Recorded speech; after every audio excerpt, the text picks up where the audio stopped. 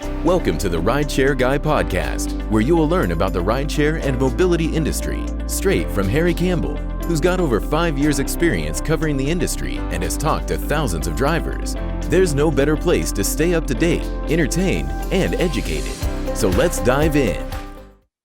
So Greg Martel is a Canadian technology entrepreneur and philanthropist. He's also the founder and CEO of Shop Your Own Mortgage, a real estate financing company. And he's also the founder and CEO of SHAiR, a unique luxury car sharing service, which I'm excited to learn about today.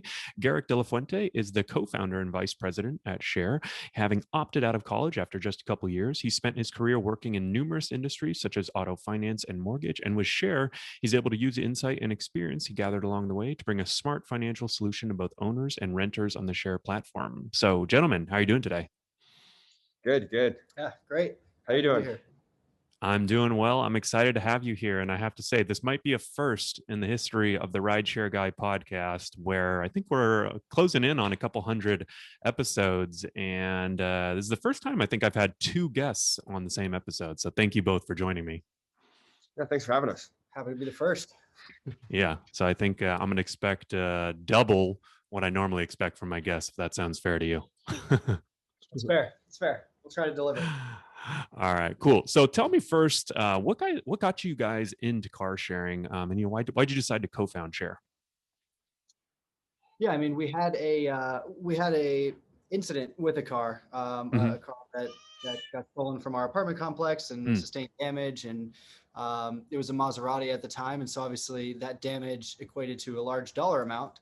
Yeah, and we were just trying to figure out like a way to get that money back. Like, what do you do with that? Right. So yeah, you so much just driving it off the lot, you lose even more if there's any damage sustained to it. And there really isn't many ways to recover that at all. So yeah, we looked into different like short-term rentals, different rideshare platforms, and ended up kind of studying the model a bit and getting a car that we thought would fit well, like a convertible car in California, two-door. And we put it on the platform and it started renting. It started earning money. Started cash flowing positive money. So we started putting a dent in kind of the money that we had lost. And next thing you know, we started getting the opportunity to get some more cars and try and feel out some different styles of cars, SUVs, seeing what does well and what doesn't. And we ended up with a pretty big fleet. And it was, a lot of learning along the way, do's and don'ts. And being on all of the other rideshare platforms that were available, we could really start to see some gaps. So the proof of concept, 100% there. It worked. People wanted to rent the cars. We wanted to post the cars, and there was revenue. And so for us, it was just kind of getting fed up with all of the dead ends and platforms not being able to provide what we needed them to, whether it was from a customer service perspective, from an insurance perspective, just like host tools and being on our side as hosts. Yeah. So what that early fleet look like? Did you mention what was the first car and how'd you guys kind of build out the fleet specifically? What types of cars were you renting, I guess buying and then renting, and which platforms were you using at the start? So I bought the Maserati brand new and drove it off a lot, and then about a month later it got stolen. So and then it came back the day before. It actually was about to get written off. So what's worse than getting your car stolen is getting your car back damaged. So I took that, and I didn't want the car anymore because of the, it was a $35,000 hit going to be on the ownership of the car. And I started trading it back to the dealer and got a used 458 Ferrari. So I brought that down there. And whenever I went back to Canada for work, I would just, try to rent the car out.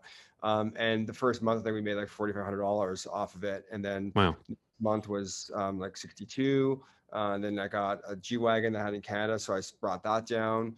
And then that did like, I think 7 or 8 grand the first month, and that was like close to 20 grand. Yeah. Then we sort of figured out some math and figuring out what car and what was the best vehicle for Southern California, and realized that the cheapest two-door convertible you can find, that's obviously a practical car and reliable, would be the best return on your investment on a cap rate. So at that time, we decided to buy I think it was a 2017 Corvette. Convertible two-door, and that thing rented almost every day of the month. So it was in the first year, I think we paid something like low 50s for it, and we made the money back within the first, I think, 16 months of having the car, 15 months. So it was good cap rate of return. So we started getting more and more vehicles at cheaper 911s and getting them in the fleet, and they really started showing a good return as well. And then we realized that our average return, net return, so if we're like financing a car or put money on a line of credit, whatever, to purchase a car, was about $2,500. So if we figured if we had 10 cars at $2,500, it'd be $25,000 a month. If we had 20, it'd be 50. So we started adding more and more cars to a point where we got to like 32, 35 around there. Got it. 32, 35, I guess, luxury cars. And you mentioned financing, because I guess that's a key component, right? Obviously, when you're buying a fleet of cars, financing becomes a big part of that. So maybe we don't need to get into the exact details of every single transaction, but you threw out some ballpark numbers, 4, 5, 6, 8K. What's the financing look like on, $100,000 vehicle? Or I guess you ended up buying these. Let's start with that 50K, because it seemed like you had a bunch of the convertibles, right? And you mentioned they're 50K, and it sounds like you're getting some sort of financing deal there. What's the ballpark numbers are we looking at here? It's kind of a tough question because some leasing companies like BMW in California, the state of California, if you let them know you're using it for peer-to-peer car sharing, they'll allow you to lease the vehicle at a higher percentage interest rate. So some manufacturers have that. So some of them we lease with a little bit down. Some of it we financed through my own bank. So I just my Bank Canada or bank here, and some we just paid cash for. So it really was almost, I would say, if there was an exact an average percentage down, I would say between 10 and 50,000 down on cars that are like, which equate to about 10 to 20% down, depending on the size of the car. We got some cars that are like a Lamborghini or like a Ferrari, so you get your price tags a little higher with 20% down. But as far as leasing goes, some of them would even lease with nothing down. So it's just dependent if they're allowing us to lease on a peer-to-peer car sharing or not. Interesting. And so were the issues that you were having with, I guess the bigger platforms like a Turo or a Get Around, I'm assuming you were putting these cars on those platforms, were the issues that you were having with those platforms sort of specific to the fact that you were renting higher end luxury vehicles? Or was it just that they weren't providing you, you could have been renting out Toyota Camrys and you would have felt the same way? That's a good question. So I don't know the lower end side because we didn't actually go into that part. I think we did. Corvettes and stuff. We had cars that were 70 to $100 a day, like a just average, C7 Corvette, or even the 2017 Grand Sport and things like that. And it some of the problems were that from a customer service perspective, but overall it was the quality of people. It was like hit or miss. Like we could have great renters that were great, and we could have people that have no idea how they were authenticated on the platform. They don't even own a car. I wouldn't want them to touch my car. It's just like there was such a variance there, and I would always hear different things like, oh, I paid a security deposit on this car. No, I didn't. I had this, like, fees changing. It was just a lot going on. We couldn't find a lot of consistency with any of the other platforms. So quality of people is an interesting keyword. That sort of makes me think, I'm thinking about here, okay, obviously whenever anyone is on any of these sharing platforms, the number one usually kind of downside to this is like, hey, I'm renting out my place on Airbnb, but now someone gets to live in my place. Hey, I'm renting out, my Ferrari, and now someone gets to use my Ferrari, right? So it sort of makes me think that would be kind of like the biggest downside. So how do you think about like the quality of people and the customers that you're trying to attract? Because obviously you don't want to go too narrow because then no one can use your product or service, but at the same time you might have to mitigate losses or insurance risk or something like that, right? Yeah, I think ideally there's two sides of that. So when we say the quality of the individual, it varies from the lower end cars to the higher end cars. There's the quality of the individual is the same at the high end or low end. It just, we had people that stole a G-Wagon and an R8 that were committing identity fraud. So what goes through your security system could be someone completely different, right? So you don't know what you get until really the end. So there's on both sides, across the board, you're going to have the fraudulent people that misrepresent themselves. And unfortunately, that's just the game right now. And we're trying to find a way, and we think we found a really good way to mitigate that ourselves. And going back to the original question is I would say that the part of authentication that we used to get, or how it used to work with trying different platforms, is that we were never really getting into the market to become our own platform. We realized that there's an opportunity here for teaching financial literacy to people that, everybody has a car. It's a pretty big payment, probably under your rent or your mortgage. And if you can find a way to offset that with revenue that can pay all of it. And most people are the same thing. When Airbnb first came out, I was really excited about it, but like, I'm not going to rent out my house. but I would Yeah. definitely buy a rental that I would rent out. And so we're seeing the same kind of thing. We've done a lot of research in specific areas of the US where we can tell you with confidence that if you purchase this vehicle, this is the kind of return you're going to get. So instead of sharing your vehicle that your kids and your family use every day, the opportunity is buying a vehicle as an investment to be able to pay for that vehicle, your mortgage, and your current car payment. So that's kind of what we want to teach and show people what to do and how to do it. And I think our competitors in the industry that we're in right now are very one-dimensional with their rental car companies. Yeah. And we really want to differ ourselves with teaching people how to like use this as a financial literacy tool. People are having a difficult challenge getting into the mortgage market or real estate market because prices are so high. And first-time home buyers can't afford their down payment. This is a really good opportunity to get a couple of vehicles under your belt and pay off your bills, pay off your debt, and also save the money much quicker than you would any other way.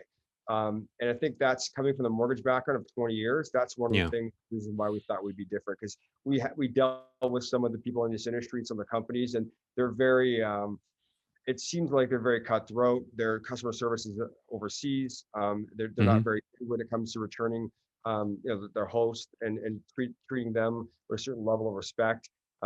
It's just a number, and we think that we want to be able to provide our financial literacy tool to our hosts and teach them, empower them to have 24/7 service on live chat, and also be have the ability to rent whatever car you like and drive. Like eventually you'd like to be a part where people don't even own cars and all they do is pay a subscription, and self-driving cars will come pick them up and drop them off. And that's kind of a network we want to get into down the road. So interesting. Well, we can definitely talk about that. But, two things popped into my head. I mean, one, I guess the financial literacy aspect is really interesting. That's one thing that I always feel strongly about the gig economy. I love is that it's sort of like practice for running a great business. And I think similarly with you, I think the mortgage and now with the car sharing company, the financial literacy aspect makes a lot of sense, right? It's hard to get into real estate and you can make some pretty big mistakes, especially if you're in California, buying your first property to rent it out or whatever it might be. But there is this pretty interesting opportunity to sort of do what you're describing and basically purchase vehicles, rent them out, and kind of really become, I don't know, how do you describe it? Do you describe it becoming a fleet owner? Do you describe it becoming someone renting out on these platforms? How do you describe this financial opportunity for people? Definitely a business. You have operating procedures, you have things that you do consistently to get the same result, and you have things that you do to mitigate risk. You have things that would alert you, just like any other business. You want the products to be maintained and cleaned and have value. Yeah. So let's talk a little bit higher level for a second, just to give our listeners and viewers a sense of where you are operating. Are you in certain cities, national, fleet size, whatever you want to share there? What are we looking at as far as the company today? Yeah. So the company today, we are in every state except New York. So insurance, everything's live for all of those cities and states. We have hosts, popping up in all of those every day. So as far as where the presence is, we have just new hosts. You can post your car from anywhere. It's completely free to do so and see, what you get. So as far as the actual fleets and things like that, they're all over. Primarily, I'd say the biggest areas are like Orange County, Las Vegas, Miami, Dallas, but yeah, we're everywhere now. Got it. We have cool. offices in Dallas, Las Vegas, and Newport, and also Victoria, British Columbia, and Toronto. We're not officially live in Toronto or Canada yet, but we are. Our beta is basically we're going to be launching our new version of our app in the next week or two in the middle of July 17th. It's kind of our big launch. So we'll be up to about 1,000 cars at that point, and we're sitting about 175 right now, 200. But we have a lot of hosts that want to post with us, but we're just holding them back until we get all of our back end and marketing set up, and kind of like our whole I would say the front end of our platform is just being redone, so it's much easier to use as a user-friendly side of things. Yeah. And we have a lot of hosts right now that are very interested in moving on and moving their products and their cars to us. But yeah, we're really excited to launch, and it's been a long time coming, and we're excited to be in the industry. Cool. And I mean, I have to say, I'm on the website right now. It seems like you've got pretty good inventory. I'm here, rented a car. I'm renting a car or testing out renting a car, typed in Los Angeles. I see 12 pages with about 10 listings. So definitely, all sorts of cars, like you mentioned, Mercedes-Benz, BMW i8, Porsche 911. I didn't check the availability yet, but definitely it seems like a pretty wide selection. So I'm curious to focus on kind of the fleet owner side for a second. I guess the owner side of the equation, the folks that are renting these cars. Are most of these people, do they have individual cars that they're renting? Is it their primary? Is it their secondary? Do you have a bunch of people with little mini fleets, kind of like how you guys developed? What does the sort of makeup look like right now? And what do you kind of hope that it might look like in the future? Yeah, I would say that it kind of depends on the life cycle of where they are in car sharing. So I noticed that anybody that's kind of new to it is typically 1 or 2 cars, but even those people typically always convert to, instead of trading in their car, they'll just buy another one and keep the other one to share. So they end up with a few. But we definitely have the one-off, people typically they'll just, live chat or come by the office and ask like, hey, this is my only car, but I don't use it on the weekends, or I'm working from home right now, so I don't need it at all during these days. So is it feasible for me to actually do this? And we explain, to them that yes, it is. So I would say it's a good mix now. And I would say it's important for us to, what we would like to see in the future is to keep it that way. Going back to the financial literacy that we were talking about, it makes a really big impact from somebody who has 1 or 2 cars, and those payments, a family that maybe doesn't use the cars on the weekend or whatever the case is, or has set vacations that they know they're going to be on and not going to be using the vehicle, anything to offset, all of those expenses that come with having a family, owning cars and things like that. So it's important that, we keep that in the back of our heads, is that's the part that actually impacts people. It's great to have a business. It's great to be able to do that and have a fleet and have the platform for them to do that. But it's also great to have, the actual ability for someone to kind of relieve some financial stress and have an extra way of revenue that they don't have to, work as hard for.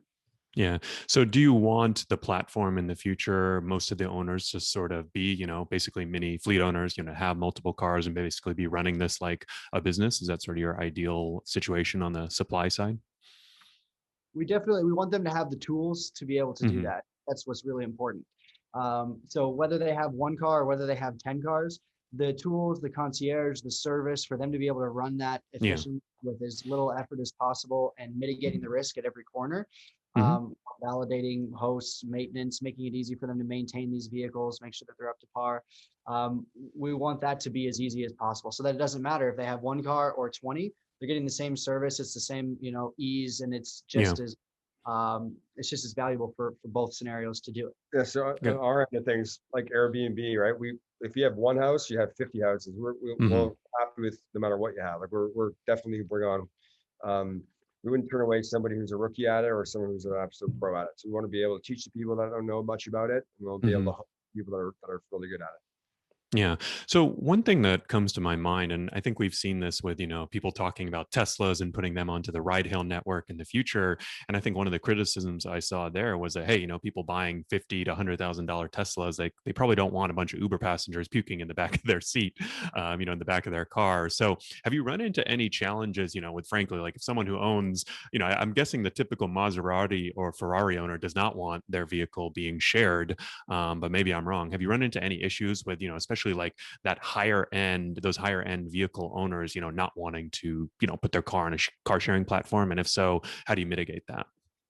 Yeah, I think there's definitely those people. Like most of those individuals are higher net worth people, and they're not really looking to make a side hustle or have some money on the side. But if they look at it a different way, where they can buy an alternate vehicle, like if another Ferrari or a used one, and that car can generate 20 or $15,000-$20,000 a month for them on the side, and it can offset their expense of what they buy, and they can buy another little toy down the road that they can use back and forth. And I think the more and more familiar that with our data and the quality of individual, as in like we're the trustworthiness of like how fast they're going, and if they're harsh turning and harsh braking, we're keeping track of all that stuff through our devices and the vehicles, and So when customers come back and users come back to our platform, the safer their score is, the discounts and insurance they're going to have. Mm. And that can also offer the opportunity to have more trustworthy and hosts down the road want to use our platform, knowing that we have that data from the past drivers. It's really important that no one else really keeps track of that. So knowing that hosts can see that a past, say someone wants to drive your Ferrari, they should have had 50 drives with us, and they had other Ferraris in the past, see that their average speed over the speed limit's this, and they never have any harsh turns or harsh braking or harsh accelerations. They never have a track or left state or put a lot of miles on it. All that does add up. And I think in the end, the host has the final say if they want to proceed with someone. But when you're getting in that price point, it's very few people would do it, yes, but the people that do will also make a lot of money as well, because there's people definitely a market for people that want to drive that. Because I think in the future, people may not buy that car. Maybe they'll just pick the cars on the weekend and save that loss of value over over a $300,000 or $400,000 car, or $500,000 car. Just when you need it. Because you know what, we have those cars, and some people we know that don't even drive them. They drive them like once or twice. It's that, right? Yeah, and those people could say, I'd easily buy another one and rent it out. That's their justification of it. No, I don't want them to touch mine, but I'll buy another one if it's going to make money. And Interesting. So yeah, I think that leads me to sort of my final question on the owner's side is, who are the types of people that are kind of getting on to your platform? Sort of the first time folks, owners kind of coming onto the platform. Are they typically people that have an existing nice car and then they decide to put another one on, or they're putting their own vehicle, or what's sort of, the most common scenario that you run into? And sort of how do you, because I guess I imagine, right, if I'm someone who's just first hearing about this platform, it's like, oh, SHAiRing sounds cool. Never heard of the company before. It's probably, I guess I'm just thinking it's a big risk or leap of faith to go buy a $50,000, $60,000, $70,000 car and then put it on some platform that maybe I've never heard about, and sort of hope that I'm going to return money and, even return, a cash flow that, is a good return on my money, I guess you'd say, for the risk that I'm taking. I think to answer that question, people that have like the more higher, like people that are buying rental properties and taking on those risks, knowing that the data, as we become more and more, I guess, older in our life cycle as a company, we'll be able to provide that information to people. But we have the data based on what we've used in the last 2 years, during COVID, before COVID, after COVID. I don't know if this is after COVID yet, but pretty close, I think. Hopefully. But also too, like, I think some people, we'd always wanted people to try it out with their car at least once or twice, or at least put it on the platform and see how many times that car gets requested. And then you can have a little more confidence at that time. Then you can pull the trigger and go ahead with it, right? We also want to do some wholesaling where we buy cars at wholesale and then actually lease them back to our hosts at a wholesale rate with a small fee on top of it. And as long as they keep it on the platform, and that way too, that they have some equity in the vehicle in case something were to happen. So a little safety net for them as well. It's a little bit of an added value we want to add to our host down the road. Yeah, no, it seems like, I think what's unique, I mean, we've interviewed many fleet owners actually in the past across the spectrum of car sharing, ride sharing, folks that are, I actually had a guy on early on in the early days of the podcast, 5, 6, 7 years ago, who sort of built up, I believe the platform was Flight Car back in the day. I think he started renting out little cars there, and, started with 1, then went to 2, then went to 3. And then we see the fleet owner model, very prevalent with renting to Uber and Lyft drivers. So it's pretty clear that this model can work, but it does seem like it's very opaque. It's very hard to get into. It's very hard to take that leap of faith. So I do like the idea of someone who already has, it seems like an ideal, owner sort of already has a nicer car, can put this on the platform, they test it out with 1 or 2 rentals, see how it goes, see how their experience is. And then that kind of gives them the confidence to go do this with their second car. So I also like that you mentioned there's that data component, right? Because as you start to see that, hey, we've done this 1,000 or 10,000 or 100,000 times, you can sort of present that, or like you do with the leasing wholesale model, maybe even underwrite some of that risk. That users in Los Angeles, California, in this area are searching for some type of luxury car, but we don't have any of those on the system. And you can almost underwrite some of that risk for fleet owners that want to, buy that and add supply to the marketplace. 100%. Yeah. Exactly. Very cool. So let's talk about renting for a second. If I'm a renter and let's say I find a car, it's listed at $200 a day, and I want to rent it for, let's say, 2 days, total of $400. It sounds like, what does that? Let's use $200 a day. Like, what does that $200 a day go to? How much goes to the owner? How much goes to insurance? How much goes to other? I guess you guys have to make some money some way too. How does sort of like a basic transaction on the platform break down? Yeah, so the owners set the price of the vehicles, right? So they set, let's say they did set it for $200 a day. Then what you'd have on top of that is a SHAiR support fee that the renter would have included in their purchase, and the insurance that they choose. So there's 3 different insurance options. So they would be able to choose from a minimum insurance, minimum plus, or a premier package. The difference in those packages would be the deductible associated with an accident. And each one would be a difference in price. It's a percentage of the daily rate. So it would be dynamic to the price of the vehicle that you chose. And that would be it. So there is the option for some of our larger hosts, commercial hosts, to post cars on the platform as a commercial host. If they have commercial insurance, they would then provide the customers either with the insurance or with the ability to purchase their own insurance, and they wouldn't use any of the SHAiR insurance. So those are the only scenarios that you would see. But as far as the actual price goes, obviously the premier insurance would be the highest percentage of the daily rate, but there'd be a $0 deductible in the event of an accident. Minimum insurance would be the lowest percentage of the daily rate, and it could be as high as a $3,000 deductible. Got it. Yeah. So, I mean, I know that insurance is always tricky with car sharing and fleet sharing, and typically a big cost. We've had fleet owners in the past, especially, so let's say you're insuring, like more of a standard rideshare, Uber and Lyft type vehicle. I know that it's typically, expensive in the $5,000-$6,000 a year range for commercial insurance for a vehicle like that. That's sort of one that's being, used more full time. I guess, do you have setups? It sounds like these types of setups are a little bit more mileage based or usage based insurance, right? So it still might be a percentage, but it may not be a crazy percentage if you only rent it out here and there. Yeah, exactly. So the insurance that the renter pays is a policy, and the owner will actually have a policy that they select on the vehicle as well. So the owner doesn't pay anything up front. They don't pay anything to authenticate.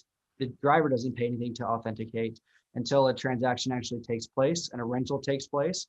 Depending again on the deductible that the owner chose, they'll receive that percentage of the earnings, anywhere from 85%, 85 cents of every dollar earned, down to 65 cents, 65% of every dollar earned, depending on the insurance that they choose.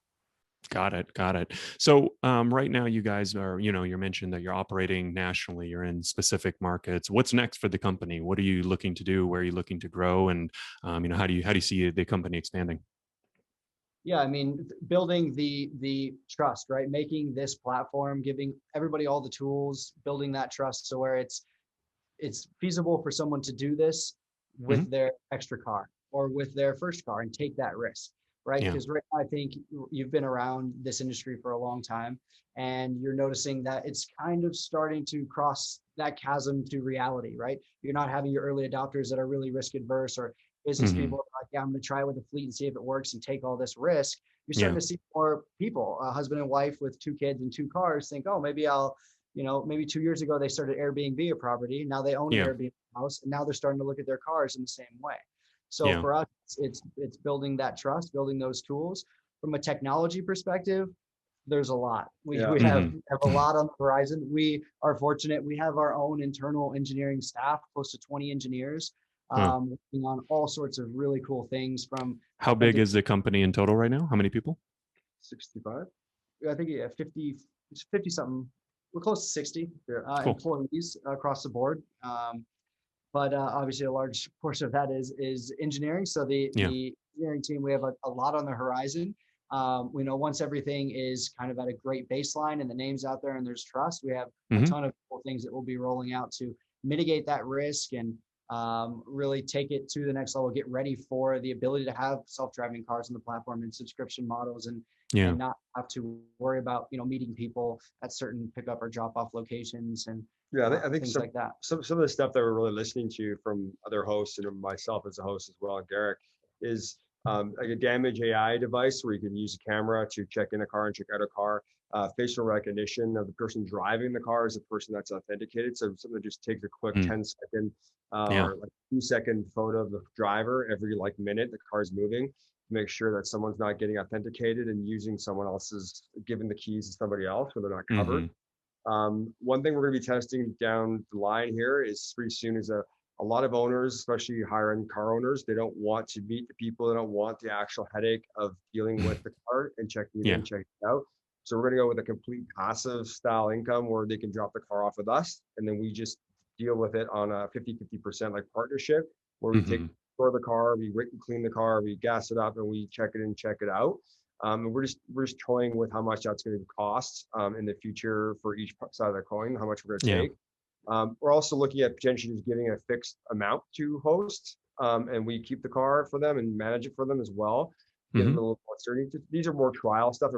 These are things that we've been listening to a lot of different hosts around, and myself as well, where they listen to them and we're able to try these things out because we're not that huge company yet. They don't want to listen to the ground level side of things.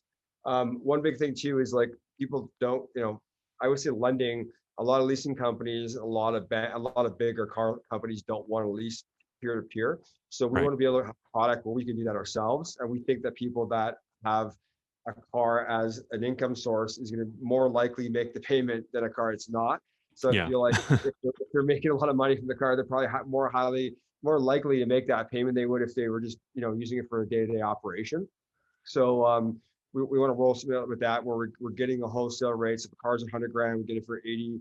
Give it to the host for like $82.50. That equity the down payment on the lease, and then that way they have the ability to have some wiggle room.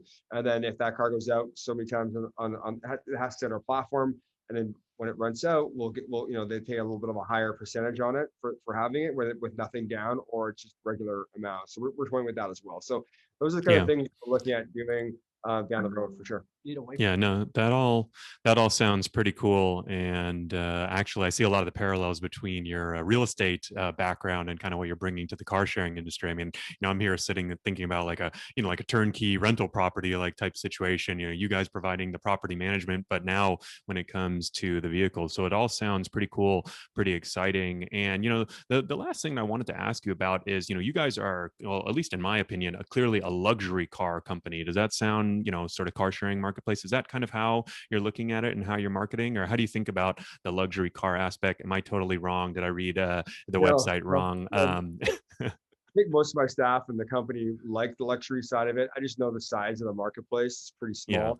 So I like. Well, I guess that's my next question is, what percentage of the market is luxury? Yeah, it's well, I think it's close to single digits for sure. Not definitely in that single digit number. I think we're around 1 or 2%. But I think ideally we want to be able to have everybody have the ability to do it, like anywhere from a certain threshold of like $40,000 or $50,000 for the car, or a certain age of the car, or value of the car and up. So we don't want to be that. We don't want to be that luxury only or exotic only. We want to be able to have that ability so that people don't have to buy those exotics or the $500,000 SUV. You can actually really need it or have that. Think about it. People are spending $500,000 on a sports car they drive. You can't fit a Kleenex in there. Besides, if there's 2 people in the cockpit, that's all you're going to fit, right?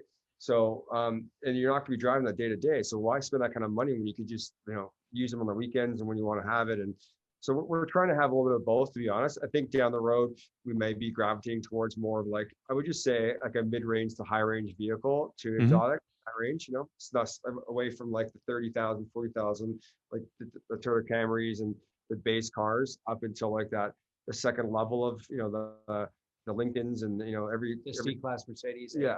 I'd say the whole goal though is always a luxury platform from like a customer service perspective. We want everybody to feel that way and to get that service and to feel like you can come to the Bellagio and you can get a for $150 a night, or you can spend $5,000 and stay in a penthouse. But when you're in the Bellagio, you're getting that same feeling, right? So that's kind of what we're looking for the platform. No, that's a good point. That's a good analogy too. I mean, with the Bellagio, right? I don't even know how much a room costs at the Bellagio, but you said the word Bellagio, and I think, wow, that's a nice hotel in Vegas, versus obviously there's, hotels that may even be comparable price, but much less of a brand name. Right. Yeah.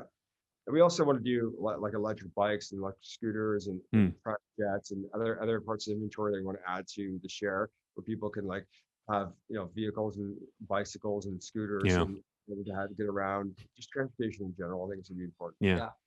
Yeah, very cool. Well, there's definitely some high-end electric bikes that I'm thinking of that would make good use cases for testing on the platform. I actually have a e-bike delivery coming tomorrow morning for a company that I'm testing out, so it might be a good future episode when you guys launch that on the platform. So really appreciate you coming on. If folks want to learn more about SHAiR, if they want to, maybe test it out from a renter, or even they've got a car sitting there idle at home and they're ready to rent it, where should they go? What should they do? And what should they expect? They can download the SHAiR app in the Apple App Store, the Google Play Store, or go to carshair.com. Everything has 24/7 live support. It's our own staff trained completely from A to B. So if you have a question they can't get, that question will literally get to Greg and I, no matter what time of day it is. So feel free to ask away, and we'll get everything that you have answered. Very cool. And I know you guys are in Vegas too, so if a late night question comes in, you'll probably be up anyways. Go Knights, go. All right. Take care, guys. All right. Thanks a lot. Thank you very much.